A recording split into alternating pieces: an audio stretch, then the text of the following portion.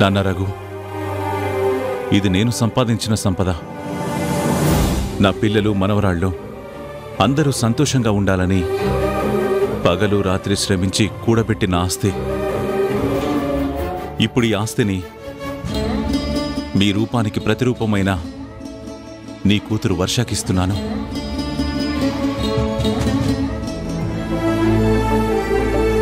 అమ్మ వర్ష, ఈ రోజు నుంచి ఈ ఆస్తి మొత్తం నీదే. దీని మీద దాన విక్రయాధికారాలన్నీ నీకున్నాయమ్మా, తీసుకో.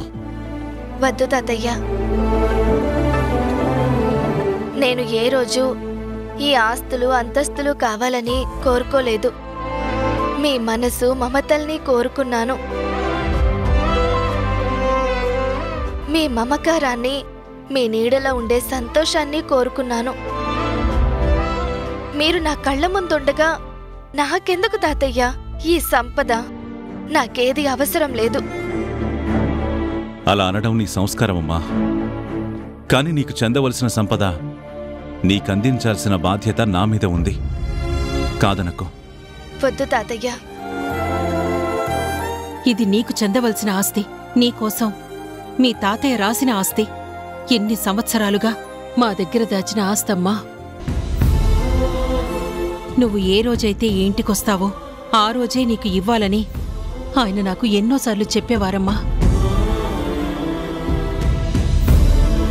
కాని అనుకోకుండా నువ్వే మా మనవరాలివని తెలిసేసరికి సమంత మనందరికీ దూరమైపోయింది.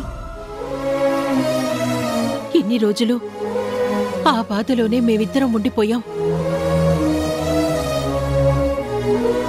అందుకే ఎప్పుడు ఏం జరుగుతుందో తెలియదు కాబట్టి ఈ ఆస్తి ఇప్పుడు నీకివ్వాలని మేం నిర్ణయించుకున్నాం. దయచేసి మా మాట కాదనకమ్మా, తీసుకో. అది కాదు, ఇప్పుడు నేను ఈ ఆస్తి తీసుకుంటే ఈ ఆస్తి కోసమే వచ్చాను అని ఎవరైనా అనుకుంటారు. దయచేసి వద్దు తాతయ్య, మీ దగ్గరే ఉంచండి. అలా అనుకునేవాళ్లు ఎవరూ లేరమ్మా. ఇక్కడ నిన్ను అభిమానించేవాళ్లే తప్ప అనుమానించేవాళ్లు ఎవ్వరూ ఉండరు. నువ్వు నా మనవరాలివి. నిన్ను మాట అనే ఆస్కారం ఎవరికీ ఉండదమ్మా, కాదనకు. తీసుకో. తీసుకోమ్మా.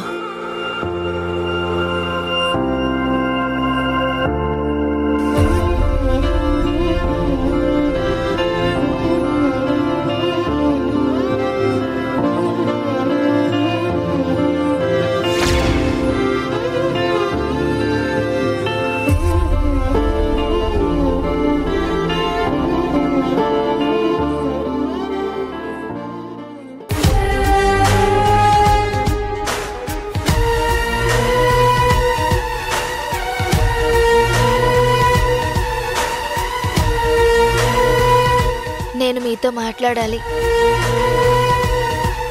నీతో మాట్లాడాల్సిన అవసరం నాకు లేదు. నువ్వు మా మనిషివి అయితే అది నిరూపించుకో. కాదు అనుకుంటే ఇక్కడి నుంచి వెళ్ళిపో. అంతకు మించి మనిద్దరం మాట్లాడుకోవాల్సింది ఏమీ లేదు. నాకు ఊహ తెలిసిన దగ్గర నుంచి అక్కే ప్రపంచంగా, అన్నయ్యే లోకంగా, ఆ చిన్న కుటీరమే నాకు దేవాలయంగా బ్రతికాను. మా వాళ్ళంటూ మాకు ఇంతమంది ఉన్నారని ఎప్పుడూ ఊహించలేకపోయాను.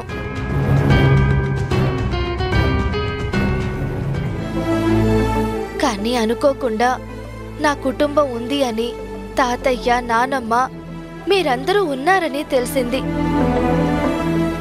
ఆ రోజు నా వాళ్ళంటూ ఇంతమంది ఉన్నారని ఎంతో ఆనందించాను. కానీ ఈరోజు నా రక్తాన్ని నిరూపించుకునే పరిస్థితి వచ్చింది. దానికి ఏం చెయ్యాలో కూడా నాకు తెలియడం లేదు. నువ్వు ఎంత తెలివిగా మాట్లాడినా నీ మాటలు నమ్మే అమాయకులు ఇక్కడ ఎవ్వరూ లేరు. చెప్పాను కదా, నువ్వు ఈ ఇంటి మనిషివి అని సాక్ష్యాలు చూపించాలి. లేదంటే ఈ ఇంటి నుంచి బయటకు వెళ్ళాలి.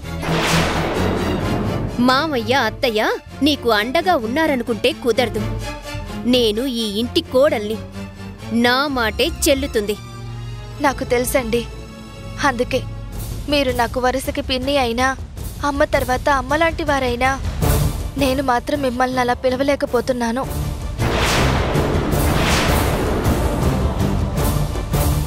మీ అనుమానం నివృత్తి అయ్యే వరకు, నేను చెప్పింది నిజము అని తెలిసే వరకు నేను మీ దృష్టిలో ఒక పరాయిదాన్ని. అందుకే ఈ ఆస్తి మీకివ్వాలని పేపర్స్ తీసుకొచ్చాను. ఆగమ్మ వర్ష, ఏంట తొందరపాటు? అయినా నీ పేరును రాసిన ఆస్తిపత్రాలు స్వప్నకిస్తే స్వప్న మాత్రం ఏం చేస్తుంది? శంకర్, చెల్లెమ్మ, రాణి అందరి సమక్షంలో అన్నీ మాట్లాడుకున్నాక ఇవ్వచ్చు కదా.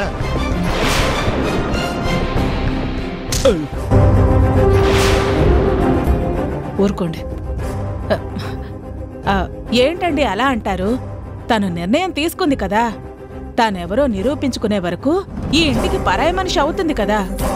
మరి పరాయి వాళ్ల చేతుల్లో ఇంత ఆస్తి ఉండటం మంచిది కాదు అని తను నిర్ణయించుకుంది. ఈ ఇంటి కోడలు నా కూతురు కాబట్టి తనకిస్తోంది, అంతే కదా. మీరు ఎలా అనుకున్నా నాకు అభ్యంతరం లేదు.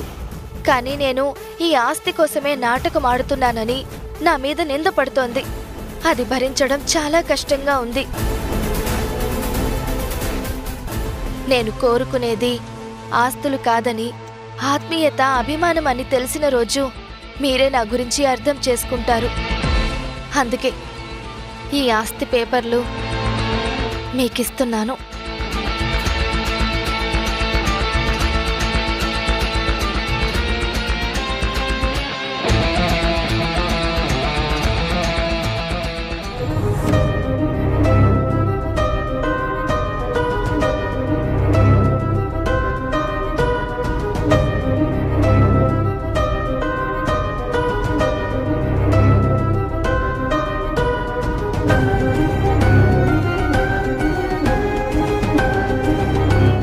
ఇదేంటి మమ్మీ, ఈ ఆస్తి పేపర్స్ నాకిచ్చిందేంటి?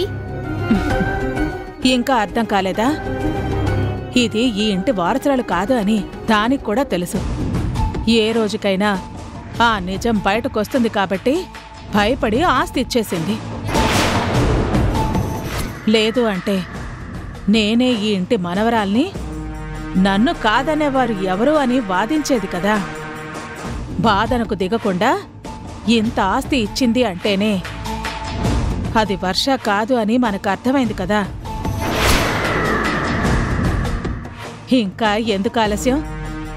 దాన్నింటి నుంచి బయటికి పంపించడానికి మంచి ముహూర్తం చూడు.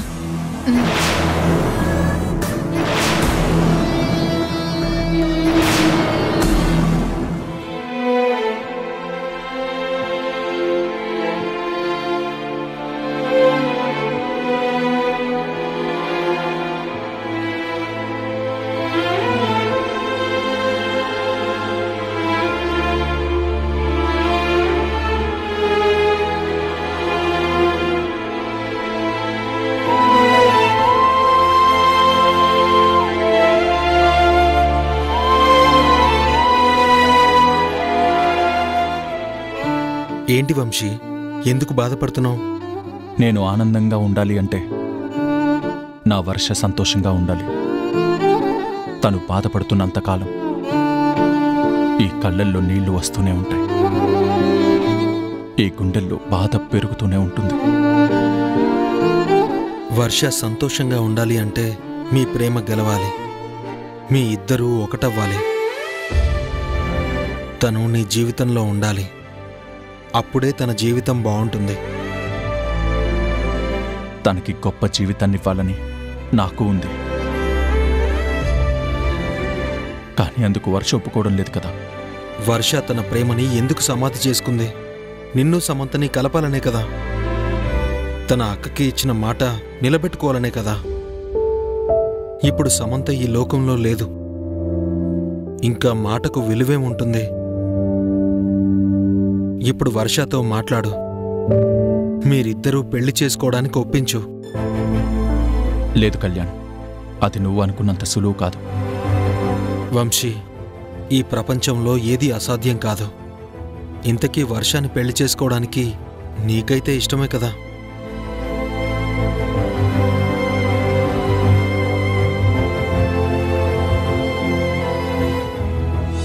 తనని నేను ఎంతగా ఇష్టపడ్డానో నీకు తెలుసు కదా.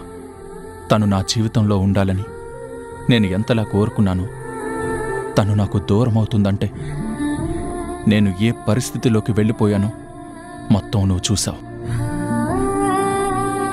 అలాంటి నా వర్ష నా జీవితంలోకి వస్తుందంటే నేనెందుకు కాదనుకుంటాను?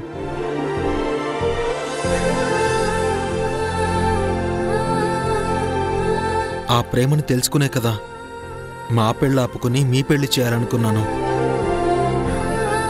కానీ చివరి నిమిషంలో అలా జరుగుతుందని నేను అస్సలు ఊహించలేకపోయాను. నా ప్రేమకి ఏదో శాపం ఉన్నట్టుంది. అప్పుడు సమంత విడదీసింది. ఇప్పుడు కూడా సమంత దూరమై నన్ను వర్షాన్ని విడదీస్తూనే ఉంది. ఏంటి వంశీ అలా మాట్లాడుతున్నావు? ఇంకా సమంత విడదీయడం ఏంటి? వర్ష తన అక్క పోయిన బాధలో ఉంది. ఇప్పుడు తనతో ఏం మాట్లాడాలో కూడా నాకు అర్థం కావడం లేదు. ఆ ఇంట్లో ఏమైనా సంతోషంగా ఉందా అంటే అది కూడా లేదు. తనే మనవరాలు అని నిరూపించుకోలేని పరిస్థితుల్లో ఉంది. అక్కడున్న వాళ్ళు తనని నానా మాటలు అంటున్నారు. ఆ బాధను చూసి నేను తట్టుకోలేకపోతున్నాను. అలా అని ధైర్యంగా వెళ్ళి తనని ఓదార్చలేకపోతున్నాను. ఈ సమస్యలన్నింటికీ ఒకటే పరిష్కారం. మీ ఇద్దరికీ పెళ్లి జరగాలి. అప్పుడే తను ఎవరు అనే ప్రశ్నకి సమాధానం ఎవరికీ చెప్పుకోవాల్సిన అవసరం లేదు. నీ భార్య అయినా సరే తను ఆ ఇంటికి మనవరాలవుతుంది. శంకర్ ప్రసాద్ గారు, పూర్ణ గారు ఒప్పుకున్నారు కాబట్టి ఆ బంధానికి ఏ లోటు ఉండదు. కానీ తను సంతోషంగా ఉండాలంటే మాత్రం మీ ఇద్దరి పెళ్లి జరగాలి. వర్షతో నేను మాట్లాడతాను, నీ పెళ్లికి ఒప్పిస్తాను. తాళి కట్టడానికి నువ్వు సిద్ధంగా ఉండు. స్నేహానికి నిజమైన నిర్వచనం నువ్వు చూపిస్తున్నావు. నీ జీవితం బాగుండాలని నేను కోరుకున్నాను. కానీ నా ప్రేమను గెలిపించాలని నువ్వు ఇంతలా తపన పడుతున్నావు. Thank you so much Kalyan. Thank you. నిజంగా నాకు వర్షకి పెళ్లి జరిగితే జీవితాంతో నీకు రుణపడి ఉంటాను.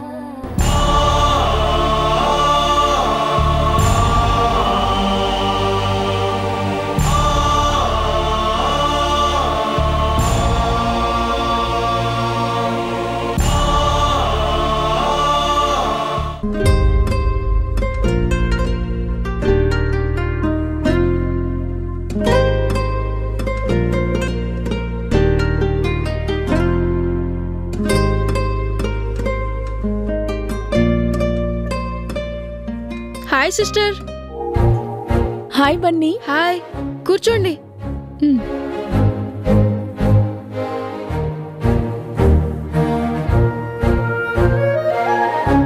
ఈవిడ మా సిస్టర్. బట్ ఎప్పుడూ ఆ మాస్క్లోనే ఉంటుంది. నాకు కూడా ఫేస్ చూపించట్లేదు. ఎందుకు సిస్టర్? ఏం లేదు, ఊరికే. చూసారా మా సిస్టర్ ఎంత సింపుల్గా ఉందో. బట్ తను చాలా మంచిది. సిస్టర్, మీరెందుకు వచ్చారు? కూల్ డ్రింక్ తాగుదామని వచ్చాను. ఫ్రెండ్స్, నేను మా సిస్టర్కి కూల్ డ్రింక్ తీసుకొస్తాను. మళ్ళీ వీడియో తీస్తాను. అయ్యో పర్వాలేదు బన్నీ, నేను వెళ్ళి తెచ్చుకుంటాను. సిస్టర్, మీరు కూర్చోండి, నేను వెళ్ళి డ్రింక్ తీసుకొస్తాను.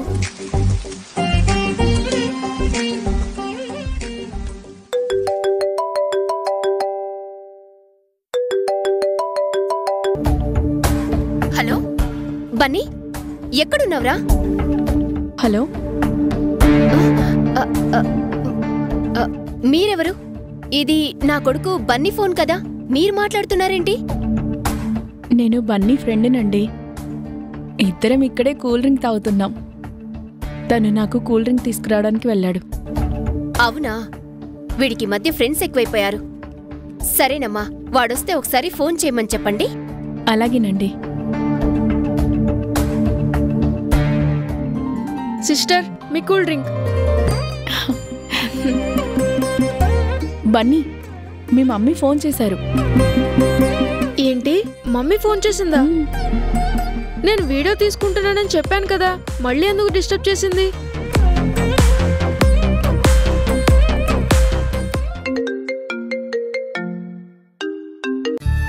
హలో, ఏంటి మమ్మీ, నేను వీడియో తీసుకుంటున్నానని చెప్పాను కదా, మళ్ళీ ఎందుకు డిస్టర్బ్ చేస్తావు?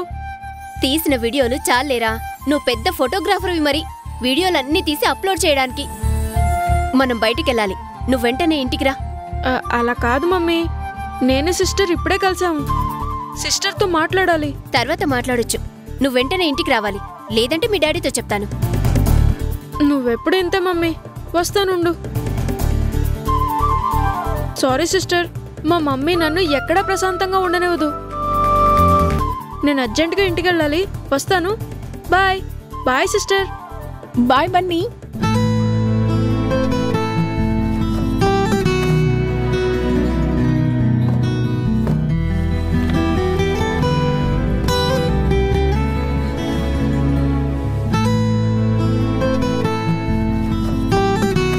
బన్నీ, బన్నీ,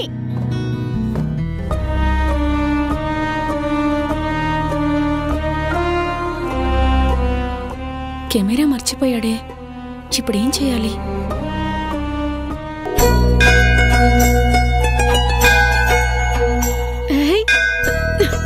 రే బన్నీ,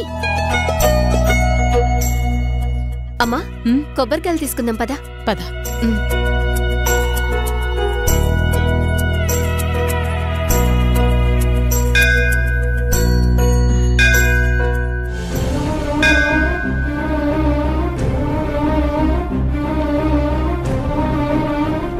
అదేంటంటీ, మీ చేతులు అలా వెలిగించుకున్నారేంటి?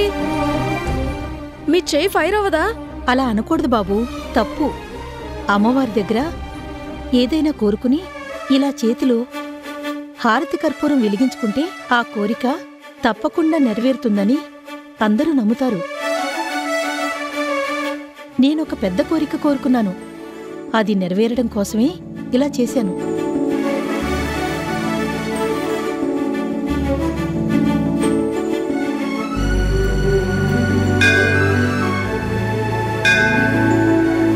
బన్నీ, అక్కడ మేం కొబ్బరికాయలు కొంటుంటే నువ్వు ఇక్కడేం చేస్తున్నావు? ఏంటి మమ్మీ, మనం వచ్చింది టెంపుల్కే కదా, అందుకే నేను టెంపుల్లోకే వచ్చాను. ఇప్పుడేమైంది? వాడితో నీకెందుకు? గుడికి తీసుకురావాలనుకున్నా తీసుకొచ్చా. నువ్వెళ్ళి ప్రదక్షిణ చేసిరా. ఈలోగా నేను దేవుడికి దండం పెట్టుకుంటాను. అదేంటి మమ్మీ, నువ్వు ప్రదక్షిణం చేయవా? లేదే, నేను చేయలేను. నా పేరును కూడా నువ్వే చేసిరా. ఈలోగా నేను దేవుణ్ణి కోరుకోవాల్సింది ఒకటుంది. అలాగే మమ్మీ. బన్నీ, నువ్విక్కడే ఉంటావా? అలాగే మమ్మీ, నేను ఇక్కడే ఉంటా. పదండి.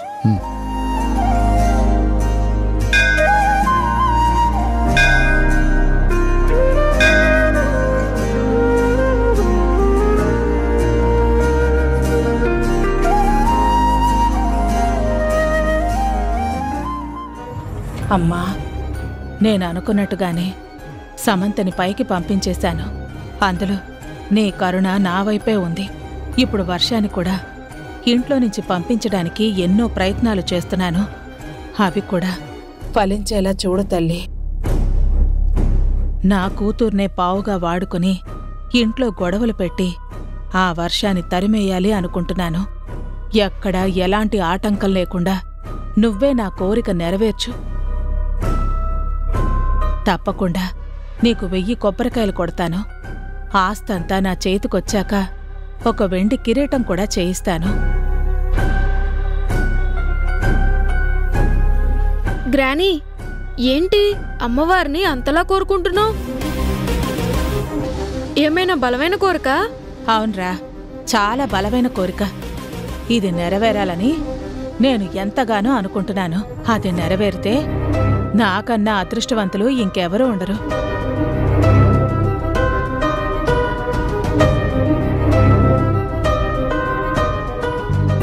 గ్రానీ, ఒకసారి చేయి చాపు. ఎందుకురా? చెప్తాను గాని చేయి చాపు.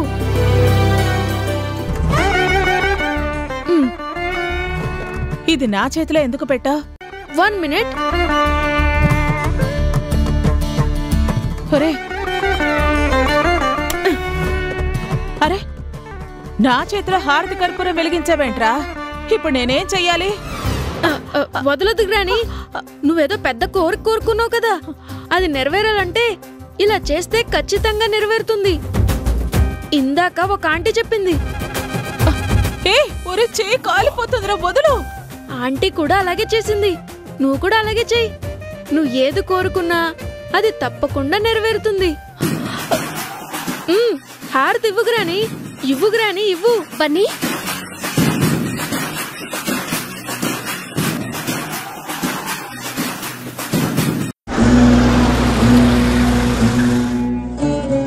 ఏమైంది? ఎదురుగా రాళ్లు పెట్టారా? రోడ్ రిపేర్లో ఉన్నట్టుంది. ఉండ్రా, నేను చూస్తాను.